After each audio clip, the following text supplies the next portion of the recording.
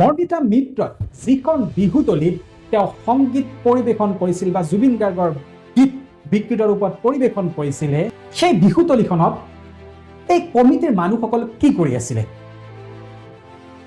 এই বিহুতলীখনত এগৰাকীও সচেতন দৰ্শক নোলালনে, যি এই ঘটনাৰ প্ৰতিবাদ সেই ঠাইতে কৰিলেহেঁতেন? দ্বিতীয় প্ৰশ্ন মই কৰিব বিচাৰিছোঁ, এই মৰ্মিতা মিত্ৰক বিহু মঞ্চলৈ এই বিহু কমিটিসমূহে কিয় মাতে? মৰ্মিতা মিত্ৰই হাজাৰ হাজাৰ গীত গাই অসমক ধন্য কৰিছে, মৰ্মিতা মিত্ৰই ধুনীয়া গীত পৰিৱেশন কৰে, মৰ্মিতা মিত্ৰৰ কণ্ঠ শুৱলা, নে আন কিবা? নে মৰ্মিতা মিত্ৰই গীতৰ তালে তালে নৃত্য কৰি দৰ্শকক মনোৰঞ্জন দিয়ে?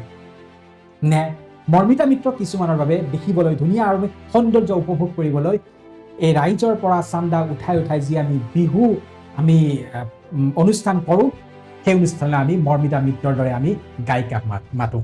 তৃতীয় কথা এটা মই উত্থাপন কৰিব বিচাৰিছোঁ, কেইবছৰমান পূৰ্বে জুবলীৰ পোচাক বিতৰ্কক লৈ বহুতে বিহু কমিটিসমূহ গৰম হৈ গৈছিলে। তাৰপাছত যোৱা বছৰ দিগন্ত ভাৰতী ডাঙৰীয়া তেওঁক লৈ যি বিতৰ্ক আৰম্ভ কৰিছিলে, তেওঁক কেনেদৰে অপমান কৰিছিলে গুৱাহাটীৰ দৰে এখন বিহু কমিটিয়ে। তেনেস্থলত মৰ্মিতা মিত্ৰৰ বাবে তেওঁলোকে এবাৰো এতিয়ালৈ কিয় মাত দিয়া নাই?